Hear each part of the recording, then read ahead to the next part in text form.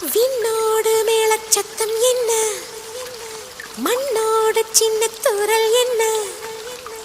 எங்கேதான் சென்றாயோ இப்போது வந்தாயோ, சொல்லாமல் வந்தது போல் இல்லாமல் போவாயோ, தப்பாமல் மீண்டும் சந்திப்பாயோ, நீ வரும்போது